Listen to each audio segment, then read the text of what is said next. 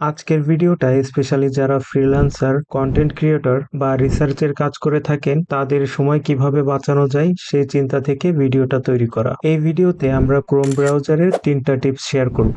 ভুল করে যদি কোনো ট্যাব কেটে যায় সেটাকে কিভাবে ফিরিয়ে আনবো, এবং ভুল করে যদি সম্পূর্ণ ক্রোম ব্রাউজার কেটে যায় সেটা কিভাবে ফিরিয়ে আনবো। প্রত্যেকটা ট্যাবকে আলাদা আলাদা গ্রুপে ভাগ করে নিলে কি সুবিধা পাওয়া যাবে, সেই সাথে এক্সট্রা টিপস তো থাকছেই। আমরা আমাদের ক্রোম ব্রাউজার দিয়ে অনেক সময় মাল্টিটাস্কিং করি, অর্থাৎ একটা ব্রাউজার দিয়ে মাল্টিপল ওয়েবসাইটে ব্রাউজ করি। এখানে দেখতে পাচ্ছেন আমি আগে থেকেই অনেকগুলো ট্যাব ওপেন করে রেখেছি। সোশ্যাল মিডিয়ার জন্য ফেসবুক, ইউটিউব, স্টক ফুটেজ অর্থাৎ ভিডিও এবং ছবি ডাউনলোডের জন্য পিক্সাবে, ফ্রিপিক, পিক্সেল এবং গুগল ট্রান্সলেট সহ আরো কয়েকটা ওয়েবসাইট ওপেন করে রেখেছি।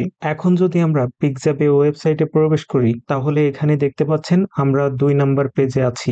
এখন হঠাৎ করে ভুলবশত যদি আমাদের এই ট্যাবটি কেটে যায়, আমি এটাকে কেটে দিচ্ছি আপনাদের দেখানোর জন্য।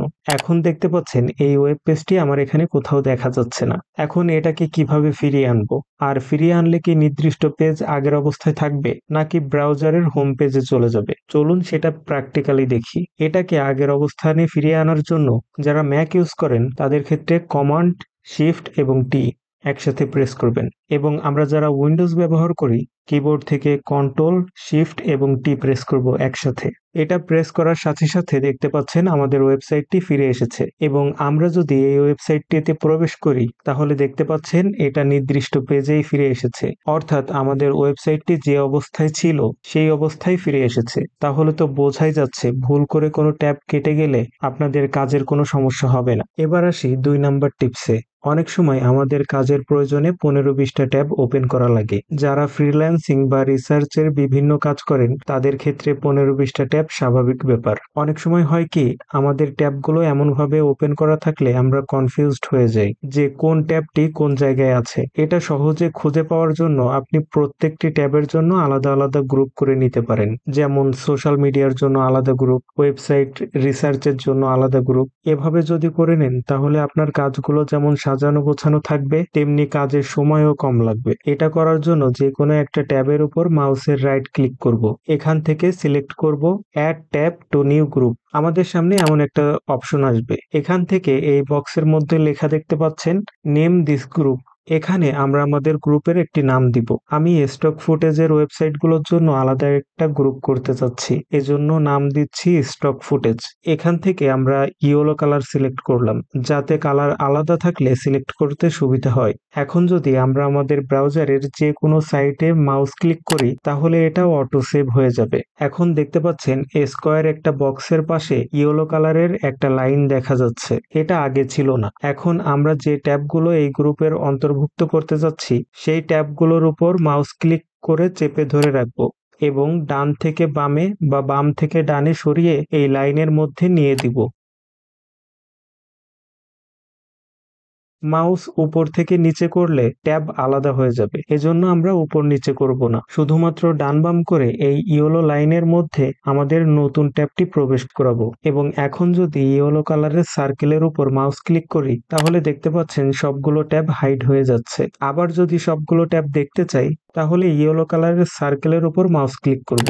এখন যদি আমরা গ্রুপ থেকে যে কোনো ট্যাব বাইরে বের করে আনতে চাই তাহলে সেটাকে ধরে ইয়েলো লাইনের বাইরে নিয়ে আসলে সেটা গ্রুপ থেকে বাইরে চলে আসবে, অর্থাৎ এখন এটা আর গ্রুপের অন্তর্ভুক্ত থাকছে না। তবে ট্যাবগুলো ডানে বামে সরানোর সময় ট্যাবটা যদি এভাবে আলাদা হয়ে যায় তখন যেটা করব, এটার উপর যেখানে ট্যাবের নাম দেখাচ্ছে এখানে মাউস ক্লিক করে আমরা আমাদের ট্যাবের লাইনে যে কোনো একটা জায়গায় ছেড়ে দিব, তখন এটা আবার আগের অবস্থায় ফিরে যাবে। এবার আসি 3 নাম্বার টিপসে।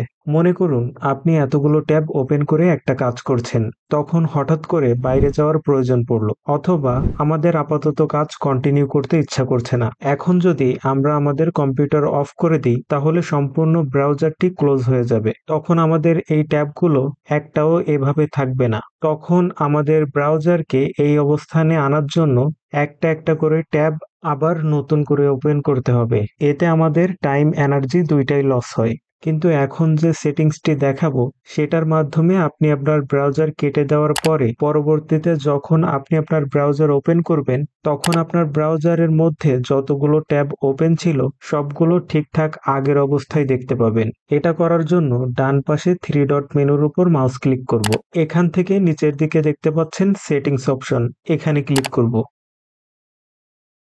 এখান থেকে ক্লিক করব অন স্টার্টআপ। ডান পাশে দেখতে পাচ্ছেন আরো কিছু অপশন দেখাচ্ছে। এখানে আমাদের ডিফল্ট ভাবে সেভ করা থাকে open a specific page or set of pages.